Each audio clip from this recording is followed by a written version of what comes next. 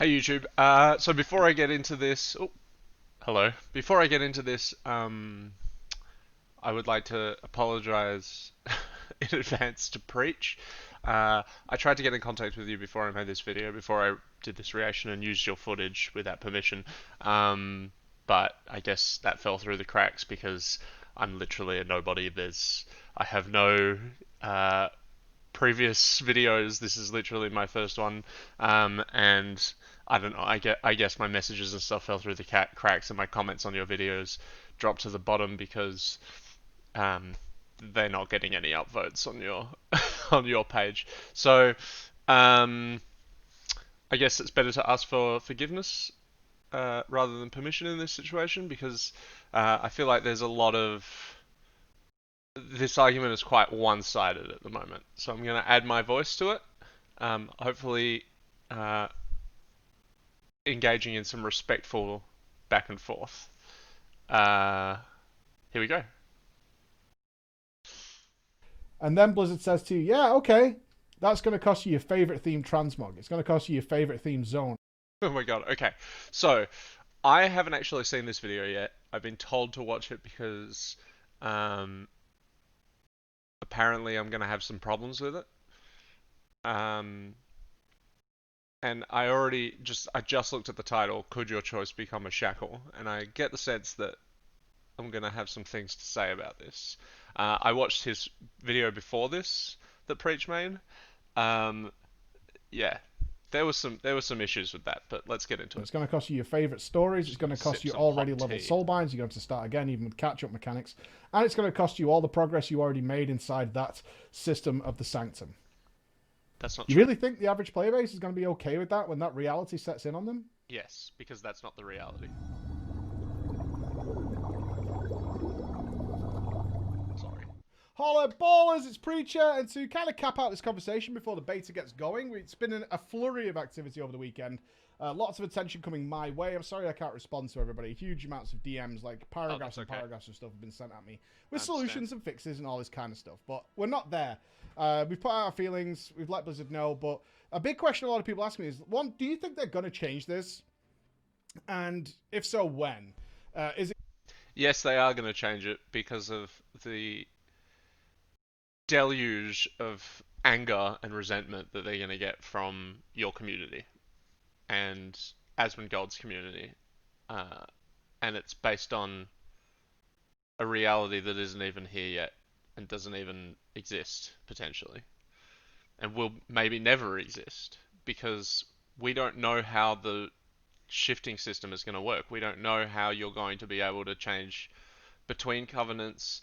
All they've said is like vague generalities. It's going to be harder to come back to a covenant that you've left than it is to switch to a new covenant. That's literally all we know so far.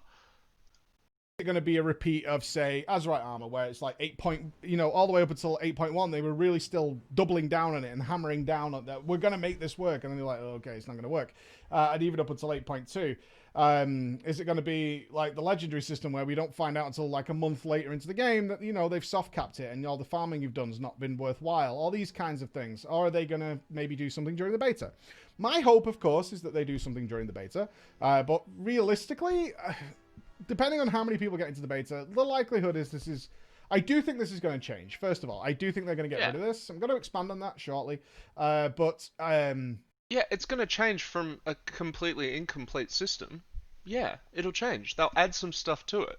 I think it's probably going to be 9.1. And the reason for that is right It's now, the not going to be argument 9.1. is really based in the extremes. And that's Mm-hmm. not how we do this. It's not. No. It doesn't work. So Nope. on the one hand, you've got all these people who, understand that 2% DPS, certainly across a raid team, can be a very big deal, and certainly when they do the content they enjoy, that some of these abilities are a really big deal. And at the other end, you've got people who simply have never experienced that. So telling people that, hey, this matters, to people who have never been affected by it and frankly don't care that you Okay, so this argument is based in the extremes, but the 1% are right.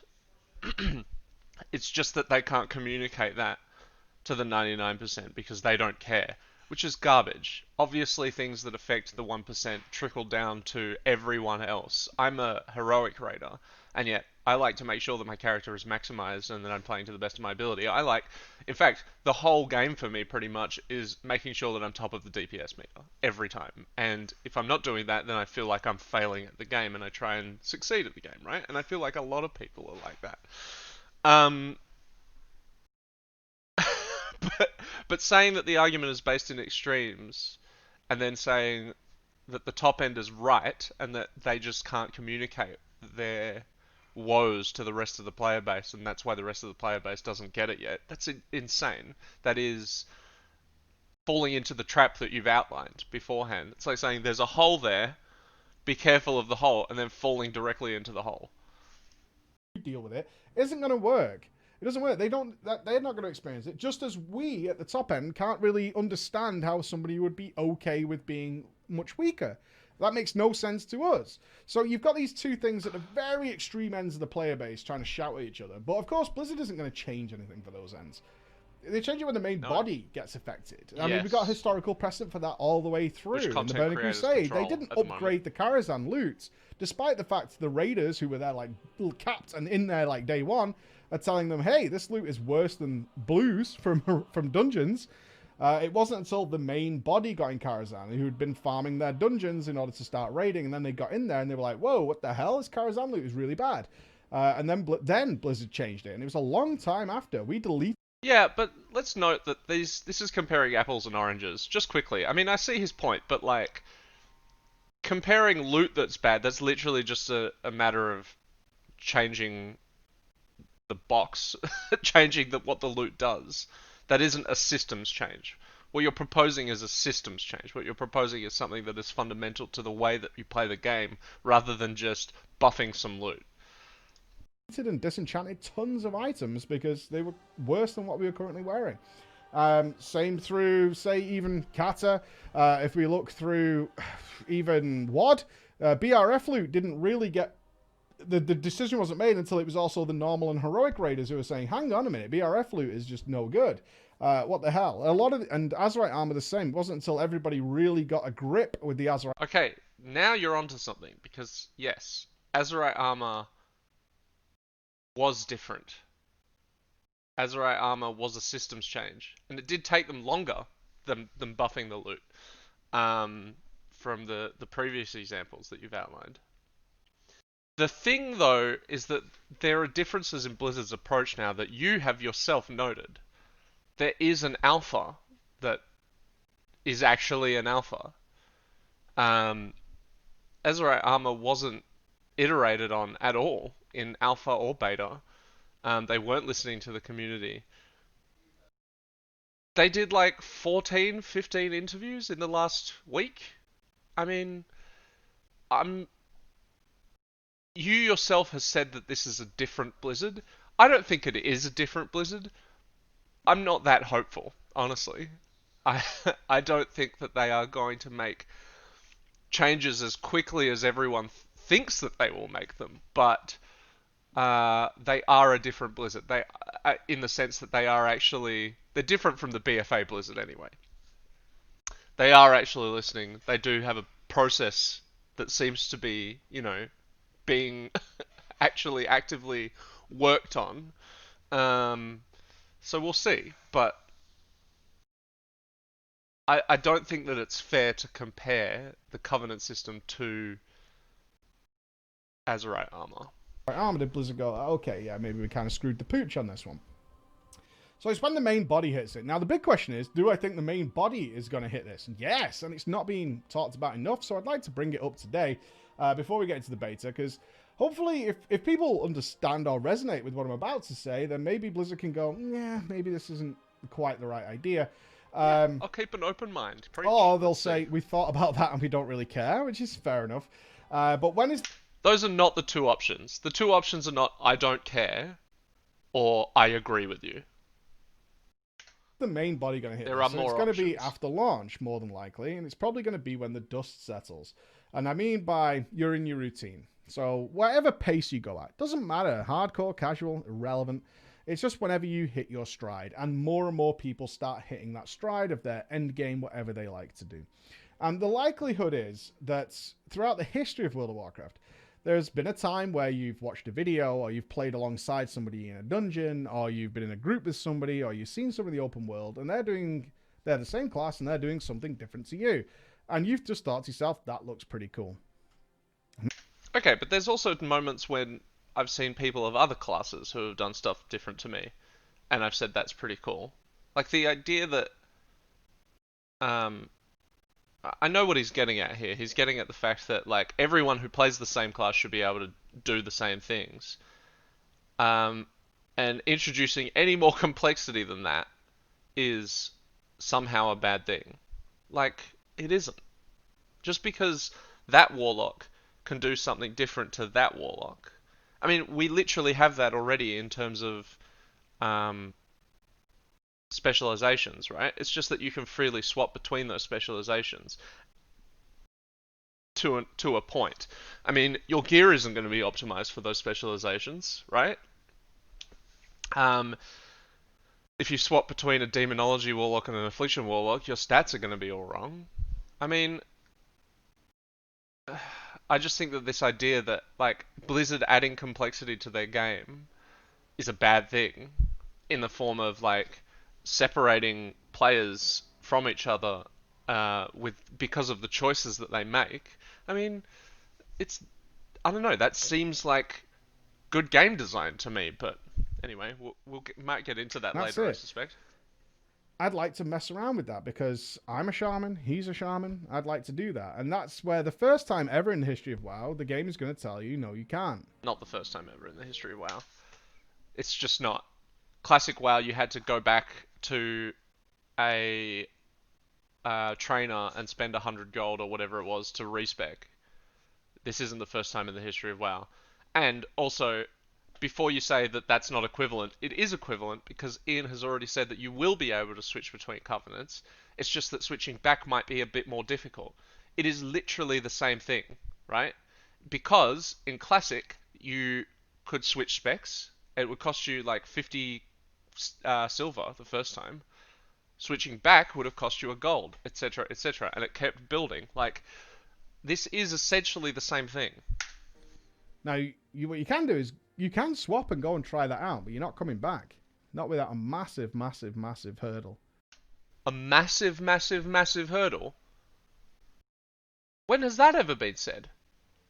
He said it's going to be more difficult to come back. That's it. That literally means like it's going to be free to swap between one covenant to the next, but coming back is going to be more difficult than free, which could mean like a 5 second quest for all we know. Like we have no idea what this system is yet. And that's when it's going The argument is based in the extremes, by the way, and that's why Blizzard isn't going to change it. to happen. Now, you're going to fire at me, I'm sure, that Yeah, you get to test all these things while leveling, right, Mike? You get to test all these things while leveling, so that is that's another on good them. point. That's their fault. Yep. That's not a good reason. Well, think about how people level. Everybody levels differently. Maybe you completed 100% of the first zone. Remember, it's linear leveling in the Shadowlands. You don't jump around. You go from Bastion to Maldraxxus to Ardenweald to Revendreth in that order. Everybody's going to go that order. So you So do everyone's 100% gonna... of Bastion. Love that zone. It's fucking awesome, bro. Okay, but like you're trying to objectify people's subjective opinions, right? So like just because one person likes Bastion more than Revendreth and yet Revendreth was the better choice for them, like objectively, right? But they picked Bastion because they liked that zone more. So what?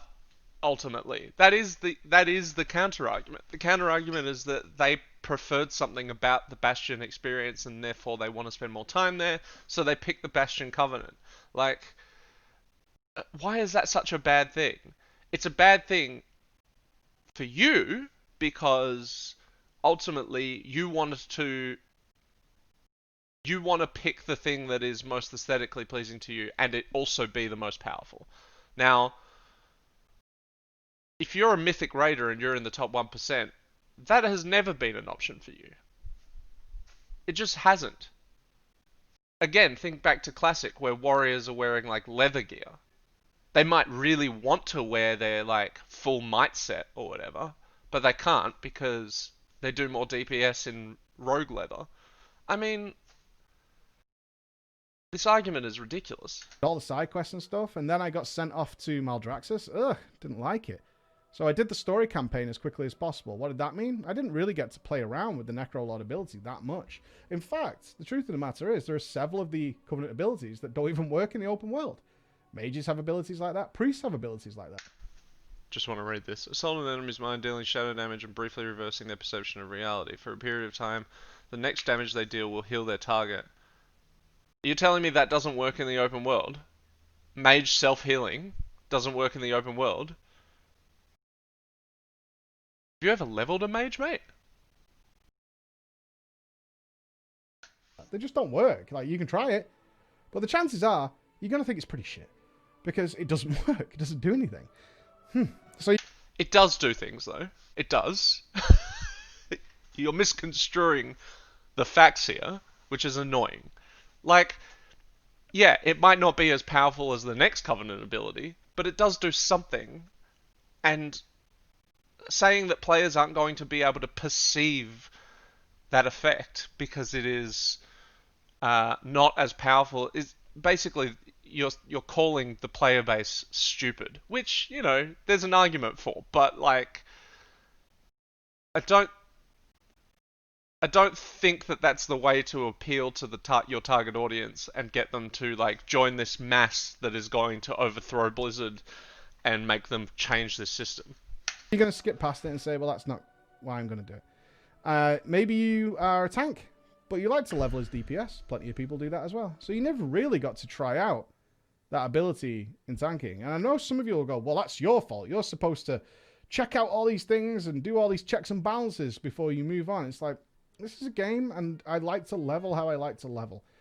You're suggesting that everybody in the game, the million or however plus players, have all got to follow this little checklist to make sure. Or if you're a healer and you go and you try it out, it's pretty, it's... Okay, now this point that he's about to make is actually a good one. The fact that Covenant abilities aren't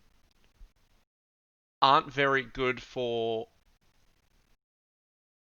classes with multiple roles, that is a solid argument, and one that I totally agree with Preach on. So, Druids are the classic example. They've got four different specializations, all with different roles. Well, obviously 2 DPS roles, but 1 caster, 1 melee, and their Covenant abilities don't feel very good, apparently. I mean, I'm not in the alpha, but their Covenant abilities don't feel very good for all of those roles. That is potentially a problem, and one that Blizzard should try and fix. But should they scrap the entire system because of this? Like, this is the problem, is that this argument is based in the extremes, as Preach said. So what people are doing is saying, this ability doesn't feel very good, or this ability is too overpowered, scrap the entire system, rather than the most obvious response, which is fix those 2 abilities, right? Bring that one back in line, it's too powerful, or like fix this one for Druids so that it feels good across all their specs. That is possible to do. Like Blizzard have designed this amazing game, and like, yeah, the idea that like we shouldn't trust Blizzard to balance the game, like, come on, man, like we all got a new ability in Legion with our artifact weapons, and they weren't balanced, and people weren't like change the whole system, scrap artifacts, like scrap artifact weapons, they're broken. Like, we just like let them kind of balance it over the course of the expansion. And I'm not saying that like that it's going to be perfect, or that we should trust Blizzard to achieve perfect balance, because they probably won't. There is going to be, like, Shadow Priests are going to be left dicked in this system, but like that doesn't make the whole game not worth playing. I didn't heal that zone. For that little level banding, I didn't do a dungeon for that little level banding. And so I never got to try out the healer ability. Yeah. I was DPS. I just DPS through it, and I moved on to the next zone where it was much cooler. How many people don't level a lot in zones where they just don't like the theme? Happens all the time. Like Bastion's so glowy and angelic. Okay, but that's again, that's like saying that like if you level as a disc priest, but you don't do any dungeons, then you're not really experiencing your class. That's just not true. Beautiful. I went to Maldraxxus, green, toxic, reminded me of Legion, hated Legion, and I'm not going to level there. And then I moved on to Ardenweald, glorious, beautiful. Couldn't wait to get there. I got through it as quickly as I got through Maldraxxus as quickly as humanly possible. Some of these abilities. Preach spends a lot of time saying that he's not a Tumnus, that he's not going to like join Ardenweald. But then he also does spend a lot of time saying that he really likes Ardenweald. These are on big cooldowns, so you didn't really use it that much. Some of them are weird, like Druid Venthyr ability stuns you, does damage to you. Not taking that. And it's kind of is the best one. Yeah. That's the nature of what we're looking at here. There's a whole multitude of reasons why you might not have even got to really check these things out. But the likelihood is you're going to see that video. You're going to see somebody doing something, or perhaps if it is a case that it didn't work for you in the open world, like some of these don't, you're going to figure it out afterwards and go, oh, actually, that's pretty sick. Let me just put it this way. You're a He got a bit warm, he took off his hat. warrior and you're leveling, and through your leveling you think Bladestorm is the tits. Not only that, it's your favorite theme. You love Bladestorm, you love the zone it comes with, you love all that stuff. So you choose Bladestorm. Then, a few months down the line, you see your boy using Ravager. You see him doing some cool stuff you can't do. In fact, in the BG, you die because someone threw a Ravager behind a pillar or something like that, and you think to yourself, I just want to try that out for a couple of days. Didn't make any sense while I was leveling, but I'd like to give it a whirl. Probably not going to keep it. And then Blizzard says to you, yeah, okay, that's going to cost you your favorite themed transmog. We don't know that it will cost you your transmog. If you've unlocked the transmog, if you've unlocked the armor, we don't know that switching covenants is going to cost you that. They actually, I don't, to my knowledge anyway, they haven't said that it will. If it does, it wouldn't surprise me. But they have also said that switching back to a covenant that you've already been to, you will save all your progress. They said that in an interview with Bellular. I'll link that below. It's going to cost you your favorite themed zone. It's going to cost you your favorite stories. It's going to cost you It's not going to cost you your favorite theme zone. You can always go back. already leveled soulbinds. You're going to have to start again, even with catch-up mechanics. No, you won't have to start again. Your progress will be saved. And it's going to cost you all the progress you already made inside that system of the Sanctum. Just not true. You really think the average player base is going to be okay with that when that reality sets in on them? Yes, because that's not the reality. I'm going to try out Shadow for a couple of days, right? I've got a load of Hats back. farming this weekend. I'm going to go Shadow for a couple of days. I kind of want to try out healing a little bit. I'm going to swap over to healing for a couple of days. And then you're going to realize that the abilities you have don't work in that environment or aren't very good. As I said, that's true of a lot of the Covenant abilities. You're going to be like, I'd like to take at least the healing ability. The game's going to say, no, you can't. Well, no, the game isn't going to say, no, you can't. The game is going to say you're going to have to do specific things in order to do that. And if it's the first time you're doing it, it's going to be free and easy. So, like, this is like saying, this is as much of an issue as, a bit less, but let's be charitable here to Preacher's argument. It's as much of an issue as switching specializations in Legion was. You know, oh, I want to heal, but I haven't leveled up my healing artifact. So I have to jump through a few hoops before I can heal. Now, I think they've learnt from that, and they know that like grinding AP into an artifact weapon wasn't the most fun experience ever, and I don't think they're going to do that. So, it's not that extreme, but I guess like that is kind of what the closer to the reality than the picture that Preach is painting. Nope. If you want to do that, you need to reroll your whole class.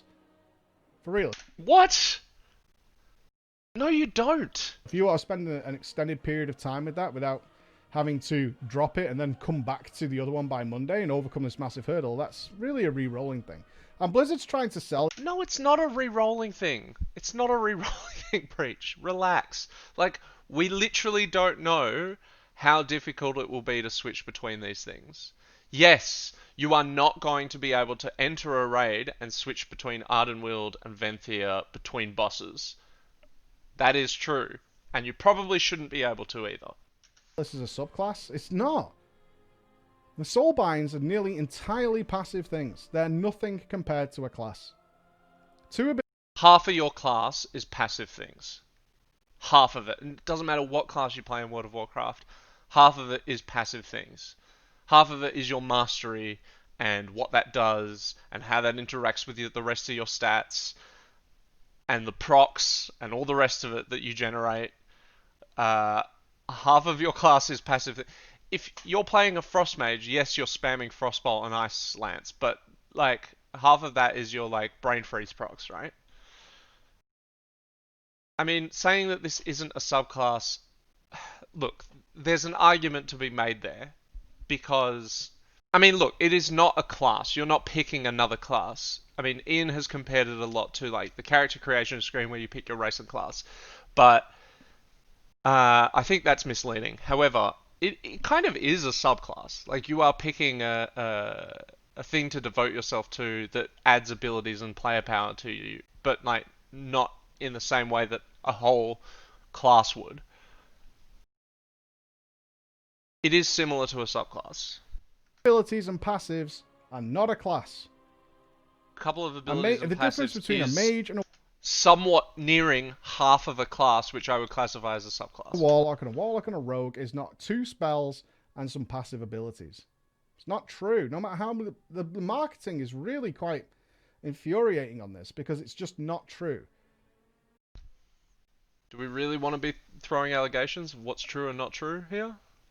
I've picked up on at least a couple of lies in this video so far.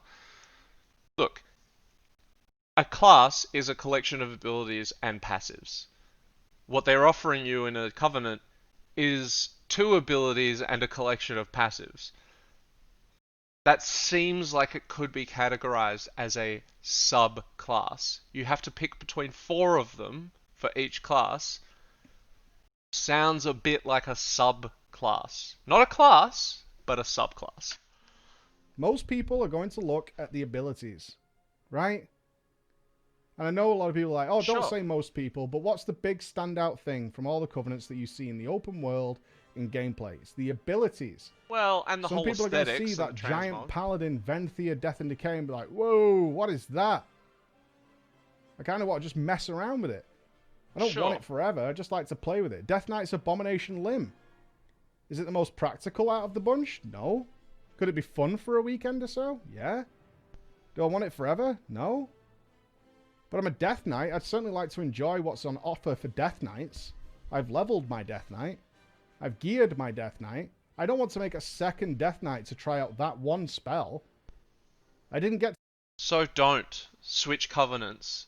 And yeah, you might have to switch back and it might cost you. I don't know yet. We don't know yet. That's the point. to even use it while I was leveling. It had no purpose for me in the open world.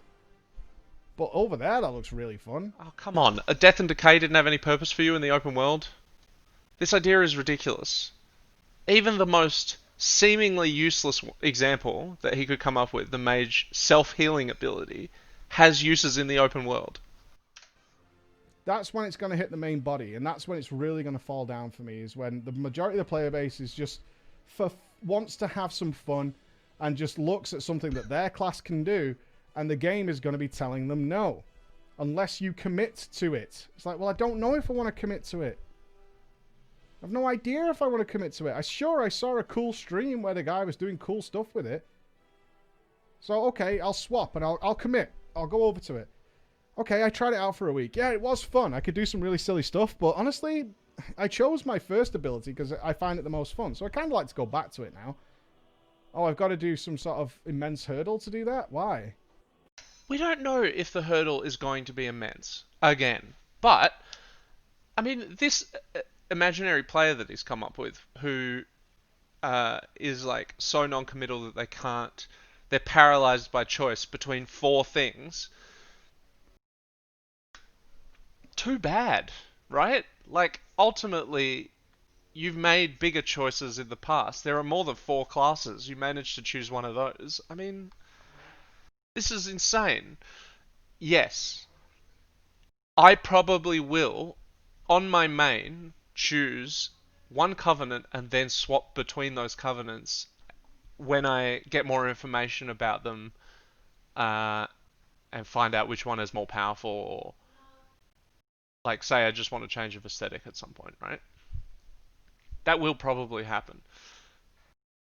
we we have already been told that the progress that you make on each covenant will be saved. So there is almost nothing stopping you from fully maxing out each covenant as you move through them, and then swapping back to the one that you really enjoyed or whatever later on. Now, this might take months and months, we don't know. But again, that's kind of the point. We don't know. Even Preach, who's like, at the cutting edge of all this testing, doesn't know how this system is going to work in its entirety yet. I just wanted to try out a spell for a couple of weeks, man. Oh, That's all. God. I Poor don't want to Diddums. re-roll for that. I don't want to have to jump through giant hoops just to make that happen. I don't give a shit what the soulbinds do. That's why I had to Giant try hoops out are easier to fucking being jump able to through than grip smaller people for hoops, 20 by the way. seconds.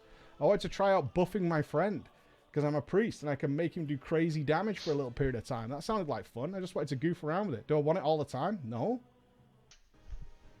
That are very committal and they spoil just fun. And that's what really pisses me off, like more than anything. Okay, here is where I'm going to, like, lay some knowledge down and fully disintegrate this argument, but I'm going to let him finish first. It pisses me off because I don't see the amount of people. I was a raid leader and guild master in vanilla, original vanilla, not big classic, deal. in vanilla.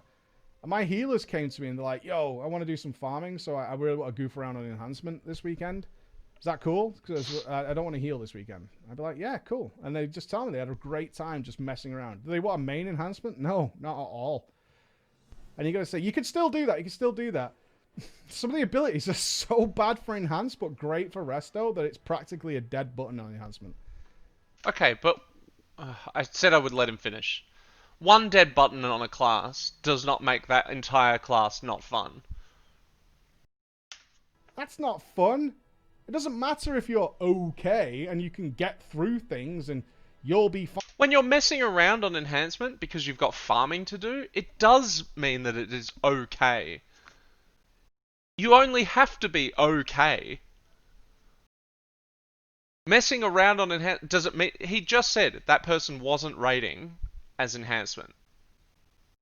That is when you want to maximize your character, not when you're farming herbs. Fine, like, thanks for the pat on the back, but I'd like to have fun. Is that okay? Yeah, it is okay. Yeah, I know that spell's really fun for enhancement, and I'm an enhancement shaman, and I'm capped, and I've done all these things. I just want to try out the fucking spell. Is that okay? No, apparently. Apparently not. And I think that's when it's really going to hit. I think that's when it's going to hit with a lot of people, and it's going to be like, this kind of sucks. But I think that's what's going to resonate with a lot more people, is realizing that environment where you're like, oh shit, I chose this spell based. Okay, he's basically done with that point now, so I'm going to go ahead and talk about meaningful choice and what it actually means. I'll probably make another separate video on this, but basically, meaningful choice is a concept that comes from the 30s. A Dutch historian by the name of Johan Huizinga, I hope I'm pronouncing that right. Basically, he studied play and he came up with he basically started the video games industry. He was the person that said that play is important because before then play wasn't important. It was just like childish whatever. But Huizinga basically said that play is important and that we need to study it. Later on, Salen and Zimmerman wrote a book. It was Rules of Play. I've got it in my notes here. Rules of Play. Rules of Play. In that book, they basically said that they basically outlined this idea of meaningful play and meaningful choice. This thing that like Ian's spouting and is getting everyone real mad. Now, Preachers said there that the idea of like committal choices aren't fun, which is just categorically untrue, right? Um, yes, he in the past I've seen footage where he's basically said that like this works in single player games, but it doesn't work in like MMOs, which again is untrue. You all made a class choice. That was a choice, a sound, solid choice that you couldn't then go back from unless you wanted to reroll. Um, that was a fun choice. Having to choose between the different classes and their fantasies and what they looked like and what their armor looked like and all the entire thing. That was a fun choice. And disregarding that is just untruthful. Um, so basically, there are four things that need to happen for meaningful choice to be there, right? You need to be aware that there is a choice to make. You need to have consequences for that choice. So you can't just like flick between them like you can with the talent system at the moment, which is why the talent system, I think, in my opinion, is dumb. You have to have reminders that you made that choice constantly. So, like in the case of the covenants, um, not being able to like just go up and talk to a vampire when you're one of the blue Smurf boys, and be like, "Hey, what's up, bro?" Um, that would be a reminder in game of that choice, and that choice needs to have permanence. Now, permanence doesn't necessarily mean like forever for the rest of the game, but it does mean that there has to be like a barrier to you going back on that choice, at least some barrier. Um, Now, in game design theory, they say that this is the bread and butter of game design. This is how you generate fun, by making players make choices. If you think about even just like a choose your own adventure book, one of those books where you go through it and you choose your own adventure, that is a game in its most basic form, and it is based on a series of choices that you make. Choices are fun, and that is what generates fun.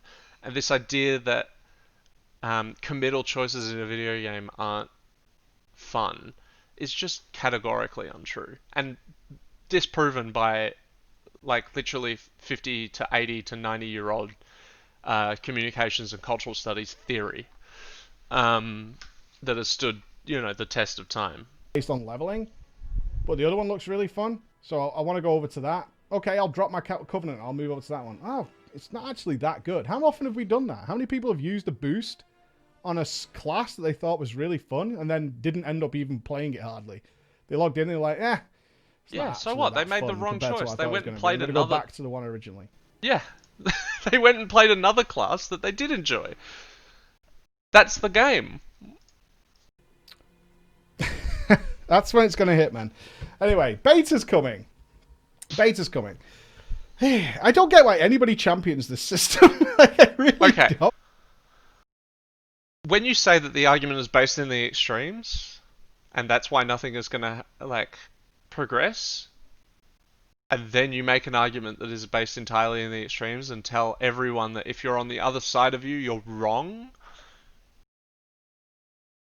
you're not getting anywhere, mate. Now, I'm not championing this system because I haven't played this system. Neither have you, by the way. That's all I'll say. Alright. Been a pleasure. See you later.